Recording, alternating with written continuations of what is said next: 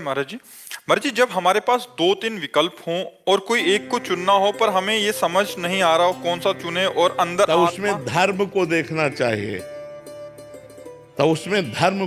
चाहिए। कि धर्म क्या है, इन तीन बातों में धर्म क्या है, और जो धर्म युक्त हो वही बात स्वीकार कर लेनी चाहिए। एक में लाभ अधिक मिल रहा है लेकिन अधर्म युक्त है, और एक में लाभ कम मिल रहा है लेकिन धर्म युक्त है, तो हम धर्मयुक्त वाला कम लाभ वाला स्वीकार करेंगे, क्योंकि वो धर्मयुक्त है इसलिए हमारा परम लाभ होगा। और ये लाभ अधिक दिखाई दे रहा है वर्तमान में, लेकिन अधर्मयुक्त है, ये हमारा नाश कर देगा, परिणाम में हमारी हानि कर देगा। तो तस्मात् शास्त्रम प्रमाणम ते कार्या अकार्यो व्यवस्थितो, कि ये करना चाहिए ये नहीं करना चाहिए, इसके लिए शास्त्र प्रमाणित होना चाहिए, धर्म प्रमाणित होना चाहिए।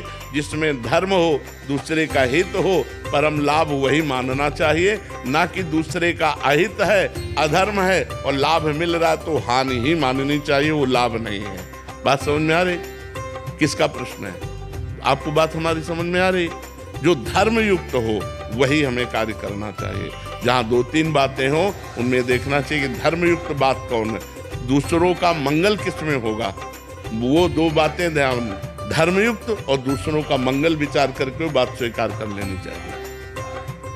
रजनी सिंह जी, राधे राधे महाराज जी भीषण एवं प्रतिकूल परिस्थितियों में ईश्वर को याद तो का प्रयास करती हूँ, परंतु मन फिर घबराता है महाराज जी। ऐसे में अभ्यास नहीं है, पूर्व से भजन नहीं, इसलिए घबराता है। नहीं तो भगवान का यदि चिंतन किया जाए तो हर घबराहट, हर दुख, हर विपत्ति हम सह सकते हैं। हम अविनाशी हैं, शरीर विनाशी है, विपत्तियां विनाशी हैं। अविनाशी परमात्मा का चिंतन हमें ऐसी सामर्थ्य देगा कि हम सह जाएंगे, पर भगवान का चिंतन होना चाहिए। अब भगवान का चिंतन जिसका अभ्यास नहीं है तो विषयों का ही चिंतन होता है, लोगों का चिंतन होता है, लोगों से हम सहयोग लेने की सोचते हैं, भगवान से नहीं। यदि हम लोगों के सहयोग लेने की आकांक्षा का त्याग कर दें और सीधे भगवान से, तो हमें बहुत बड़ा सहयोग मिल जाए, हमें बहुत बड़ा लाभ मिल जाए कि हमारी विपत्ति में, भारी से भारी समस्या में, भारी से भारी संकट पर जीव का स्वभाव है वो पहले लोगों का आश्रय लेगा। जब कोई आश्रय काम नहीं करेगा तब वो भगवान का आश्रय लेगा। जैसे द्रौपदी जी है नहीं, गजराज, चाहे जिसका उदाहरण लो, पहले वो लोगों का आश्रय लेता है, और जब सब जगह से हार जाता है तब भगवान का आश्रय, जहां भगवान का आश्रय लिया वहीं उसको बल प्राप्त होगा, वहीं शांति प्राप्त होगी, वहीं उसको कृपा का अनुभव होगा। तो हमें लगता है यदि हमारी बुद्धि काम करे और हम लोगों का आश्रय न लेकर भगवान का आश्रय ले, तो बड़ी बड़ी विपत्तियों से भी हम बच सकते हैं या सह सकते हैं। दोनों बातें हो सकती है, हम सह भी सकते हैं और बच भी सकते हैं। सरला सोनी जी, रायपुर से। राधे प्रभु जी, क्या जीव को भगवान का सानिध्य प्राप्त हो सकता है महाराज जी? अरे सही पूछो तो जीव ही भगवान है। अब तुम कैसे समझो, जीव ही शिवा, शिव ही जीवा। अब कैसे समझोगे भजन नहीं हो रहा तो तत्त्वमसि, तत्त्वम आशी, वही जैसे एक बूंद गंगाजल, एक चम्मच गंगाजल, एक टैंकर गंगाजल। गंगाजल तो गंगाजल है ना। तो पूर्णमदः पूर्णमिदं पूर्णात् पूर्णमुदच्यते पूर्णस्य पूर्णमादाय पूर्णमेवावशिष्यते। उस परमात्मा का जो अवशिष्य बचा अंश, वो भी पूर्ण परमात्मा स्वरूप ही होता है। जीव क्या है? ईश्वर अंश, जीव अविनाशी, चेतन, अमल, सहज सुख राशि, वो तो परमात्मा स्वरूप है। परमात्मा का संग क्या, वो तो परमात्मा स्वरूप ही है। जब चाहे तब ईश्वर से मिल जाए, पर ईश्वर से मिलने की चाह कहाँ है? भोगों के मिलने की चाह, रुपया के मिलने की चाह, पद प्रतिष्ठा की चाह, भगवान से मिलने की चाह कहाँ है? सच्ची चाह प्रकट हो जाए तो भगवान मिल जाए। भगवान, हम भगवान से प्यार करते हैं और मन ही मन हमने भगवान को अपना प्रतिनिधित्व स्मरण कर लिया जी। मन ही मन उनसे प्यार करते हैं और प्रियतम रूप अंदर से माना है तो महाराज जी। हाँ, बिल्कुल मिल जाएंगे, बिल्कुल मिल जाएंगे। बस प्यार हरि व्यापक सर्वत्र समाना, प्रेम से प्रकट होए मैं जान। अगर हमारे हृदय में प्रभु के प्रति प्रेम आ जाएगा तो निश्चित प्रभु प्रकट हो जाएंगे। पर प्रेम बातों से कहने वाली बात नहीं, वो हृदय का विषय होता है। हम भगवान से कहते हैं कि आपसे प्रेम करते हैं, लेकिन सच्ची हम भगवान से प्रेम नहीं करते। हम अपने शरीर से प्रेम करते हैं, अपनी कामनाओं से प्रेम करते हैं, अपने शरीर संबंधियों से प्रेम करते हैं, संसार से प्रेम करते हैं। प्रेम भगवान से, और जब भगवान से हो गया तो ये प्रश्न खत्म हो जाएगा कि भगवान मिलेंगे कि नहीं। वो खुद अनुभव कराने लगते हैं। प्रेमी से भगवान कभी दूर, जहाँ मेरा प्रेमी चरण रखे वहाँ रखूँ मैं हाथ, पीछे पीछे मैं फिरूं कभी न छाड़ूं साथ। भगवान तो सदैव सानिध्य में रहते हैं। जो भगवान का भजन करते हैं उनके अनुभव में भगवान आते हैं। पूनम पंडित जी। राधे राधे गुरु जी। राधे राधे महाराज जी। महाराज जी, आपके प्रश्न का भाव है कि आप एक सामाजिक कार्य करते हैं, बट कह रहे हैं कि शादी के बाद शादीशुदा जीवन को ज़्यादा महत्व देना चाहिए, या जो जहाँ आज तक करते आए हैं सामाजिक कार्य और अपनी आवाज़ को? दोनों को प्रधानता देनी चाहिए, क्योंकि दोनों कार्य बहुत आवश्यक हैं। यदि आप किसी समाज के पद पर प्रतिष्ठित हैं और समाज सेवा का, तो वो भी महान कार्य है। लेकिन आप किसी की पत्नी हैं, वो भी एक धर्मयुक्त कार्य है। तो आपको धर्म की प्रधानता रखते हुए पारिवारिक पोषण और समाज की प्रधानता रखते हुए सेवा, दोनों को बैलेंस बना के चलना होगा। कोई कम ज़्यादा नहीं कि अगर आप समाज की तरफ ज़्यादा झुक गई और अपने पति प्रेम और परिवार की तरफ, तो फिर उधर आपका परिवार विखंडन होने की संभावना है। और परिवार में आसक्त हो गए तो आप अपने समाज पद का निर्वाह नहीं कर सकती। इसलिए दोनों का निर्वाह होता रहे, ऐसे बैलेंस बना के चलना चाहिए। प्रेम नारायण सिंह जी काशी से। राधे राधे महाराज जी। महाराज जी, दुख का कारण क्या है और उसके निवारण का क्या उपाय है महाराज? मोह सकल व्याधिन कर मूला। मूल, दुख का मूल क्या है? अज्ञान, मोह। ये जब तक अज्ञान है तब तक दुख से पिंड नहीं छूटने वाला। शरीरों के प्रति मोह होना, भोगों में मोह होना, ये सब दुख का कारण है। अज्ञान मूल अविद्या। अगर ये अविद्या नष्ट हो जाए और विद्या का प्रकाश हो जाए तो अभी आनंद हो जाए। भाई भाई से ईर्ष्या कर रहा है, पति पत्नी से, देखो जहाँ प्रेम संबंध होने चाहिए वहाँ वैर संबंध है।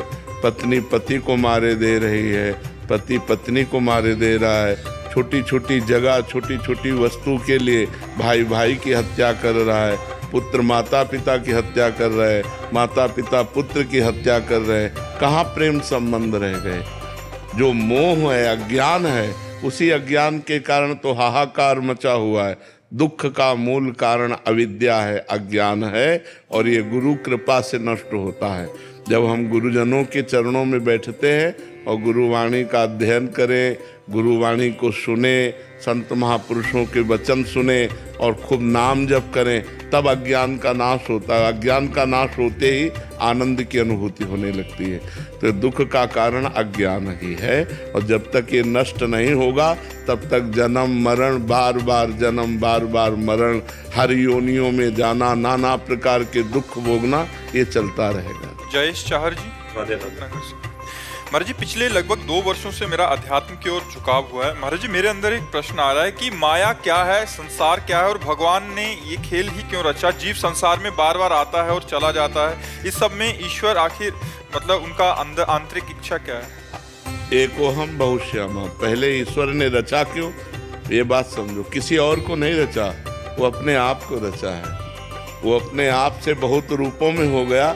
वो अपने आप से अपने आप को रचता है, अपने आप से अपने आप का पालन करता है, और अपने सत्य है, परम सत्य है।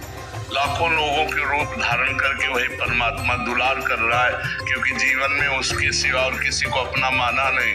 उसी को माना तो वही इतने रूपों में प्यार कर रहा है। इतने लोग आकर प्यार करते हैं। सब नौजवान लड़के वैराग्य लेकर के अपनी अपनी नौकरियां छोड़कर सरकारी, और वो हमारी सेवा में है। ये भगवान का प्यार नहीं तो और क्या? वही है, वही इतने रूपों में प्यार कर रहा है। बिल्कुल।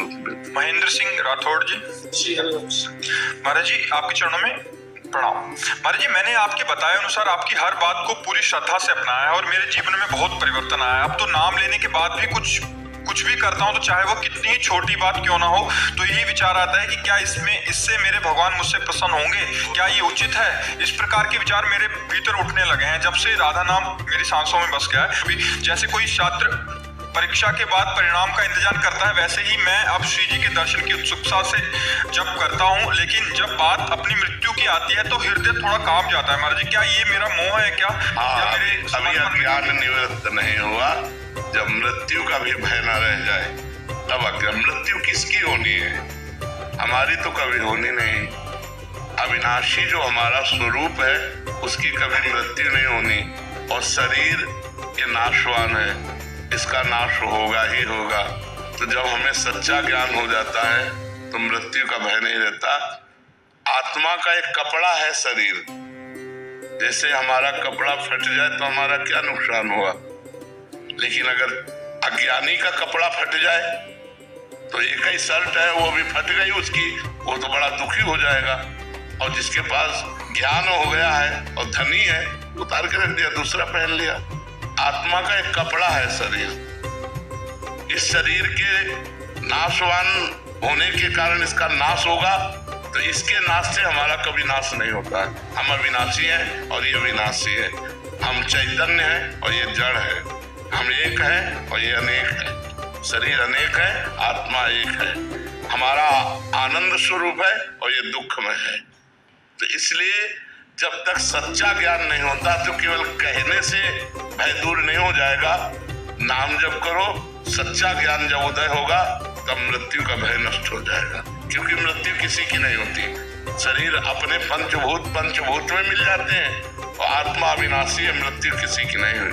पंचभूतों का पंचभूतों में मिल जाना ही मृत्यु है। अपना तो कभी नाश होता ही नहीं है, पर अपना शरीर से राग है। तो शरीर छूटने के भय को ही मृत्यु कहते हैं कि हमारा शरीर छूट जाएगा। तो हमारा शरीर छूट जाएगा, यही अज्ञान है। ये जब ज्ञान प्राप्त होगा तो शरीर छूटने का भय नहीं रहेगा। महाराज जी, गत वर्षों पहले परिवार में आकस्मिक मृत्यु हुई थी कुछ 2-3 जनों की। तो महाराज जी उनके बाद मतलब बहुत भय रहता है। और महाराज जी उन्होंने श्री जी के पास उन्होंने बहुत कुछ किया था। इसका नाम क्या है लोक का? या सब मरेंगे। हम हो या आप हो, आज हो या कल हो, जाना तो है ही। इसके लिए क्या सोचना? इसके लिए चाहे जो चले गए उनके लिए क्या सोचना, जो हैं उनके लिए क्या सोचना, जो आगे आएंगे उनके लिए क्या सोचना। क्योंकि जो भी आ रहा है वो मृत्यु लोक में आ रहा है। कभी भी किसी भी क्षण मृत्यु हो सकती है।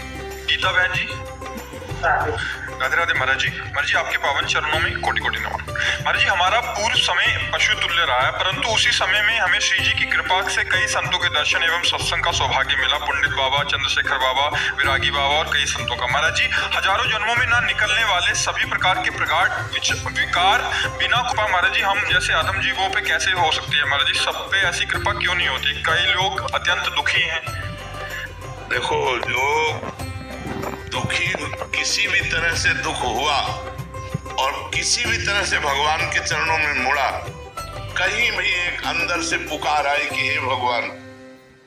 अगर तनिक भी भगवान के प्रति जुड़ा हुआ तो भगवान द्रवित होकर संतों का संग दे देते हैं। जब द्रवे दीन दयालु राघो तो साधु संगति पाइए। और जब संतों का संग होता है तो सब प्रकार के दोष, अहंकार, अविद्या, अज्ञान ये सब नष्ट हो जाता है और भगवान से सहज प्रीति होने लगती है। भगवान के नाम जप में प्रीति होने लगती है। दैवी संपदा उसके अंदर आने लगती है। कहीं न कहीं जीव जब भगवान को पुकारता है तभी उसको सतमार्ग की प्राप्ति होती है। और जो भगवान को न पुकार कर संसार में ही है, उनको नाना प्रकार के दुख भोगने पड़ते हैं। ईर्ष्या, राग, द्वेष इतना भरा पड़ा है, पूछो मत। लोग जल रहे हैं, काम, क्रोध, लोभ, ईर्ष्या, द्वेष, कामना, इसी में जल रहे हैं। आप अपने सुख को देखकर सुखी नहीं हो रहे, दूसरे को सुखी देखकर दुखी हो रहे हैं। जरा सी वस्तु के लिए भाई भाई में बैर, बड़ा विचित्र माया का खेल हो रहा है। जहाँ प्रेम सौहार्द होना चाहिए वहाँ दुख हो रहा है। क्यों? क्योंकि अज्ञान है। इसलिए भगवान की शरण जो होता है उसे संत संग मिलता है, क्योंकि संत संग बिना हरि कृपा के नहीं मिलता। अब मोहि भा भरोस हनुमंता, बिनु हरि कृपा मिले नहीं संता। जब हरि कृपा करते हैं, राम जी कृपा करते हैं, तब संतों का संग मिलता है। और संतों का संग मिलने का मतलब अज्ञान का नाश होना, अंदर ज्ञान प्रकाशित होना। जैसे अभी ये छोटा ही बच्चा तो है, कह रहा कुछ समय से सत्संग सुना, नाम जब शुरू किया, हमारे अंदर आनंद आ रहा है, हमारे अंदर विकार धीरे धीरे कम हो रहे हैं। तो सत्संग से, साधु संग से निश्चित विकारों का नाश होता है और भगवत चरणारविंद में प्रीति होती है। और सत्संग उसी को मिलता है जो थोड़ा भी सही पर भगवान से जुड़ना शुरू कर दिया, भगवान को पुकारना शुरू कर दिया। कल्पना शर्मा जी, बरेली से। राधे राधे महाराज जी। महाराज जी, क्या महामाया को परब्रह्म कहा जा सकता है? परब्रह्म की ही इच्छा महामाया है। परब्रह्म की इच्छा ही महामाया है। तो भगवान और भगवान की इच्छा दो थोड़ी है, एक ही है। इसलिए भगवान शक्तिमान है और वो भगवान की शक्ति है। तो शक्ति और शक्तिमान अभेद है, इसलिए भगवान ही है, कोई अंतर नहीं। आदेश अग्रवाल जी।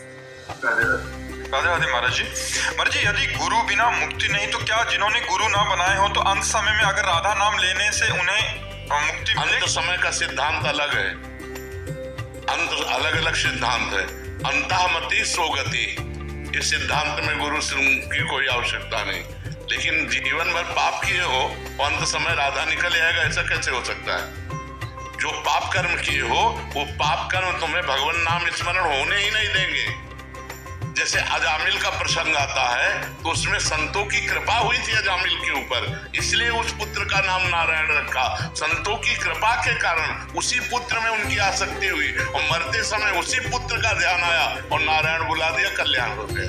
अंतिम समय भगवान का नाम आना, जन्म जन्म मुनि जतन कराही और अंत राम कही आवत नाही।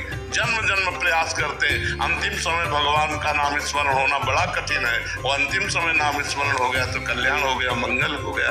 बिना गुरु के भी यदि अंतिम समय भगवान का नाम आ जाए तो जीव का परम कल्याण हो जाए। राज शर्मा जी। राधे राधे महाराज जी।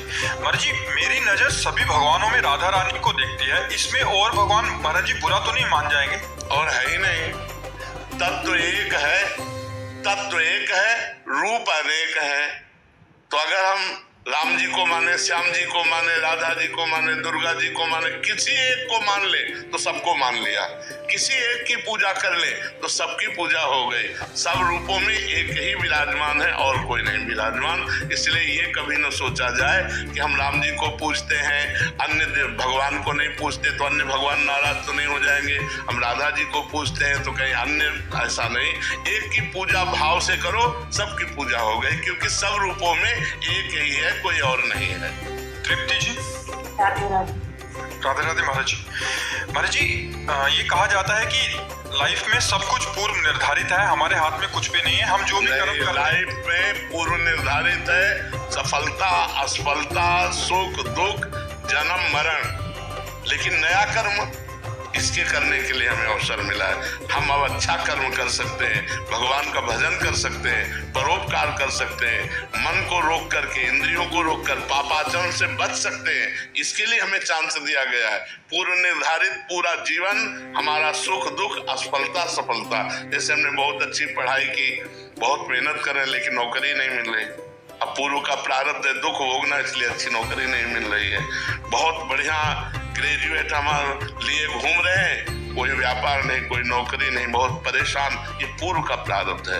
और एक है कि ज्यादा प्रयास नहीं किया, सफलता होती चली जा रही, ये उसका पूर्व का प्रारब्ध है। लेकिन हम पूर्व के प्रारब्ध को परास्त कर सकते हैं वर्तमान के नवीन कर्म के द्वारा। अब हम जैसे भजन शुरू कर दें तो भगवान का भजन हमारे भाग्य को बदल देगा। अब हमारे सफलता ही सफलता मिलती चली जाएगी। इसीलिए सब लोग भजन करो, शराब न पियो, मांस ना खाओ, दूसरी बहन बेटियों की तरफ गंदी बातें मत करो, नाम जप करो, अच्छे आचरण करो, अभी भाग्य बदल जाएगा। नहीं तो भाग्य के अनुसार तो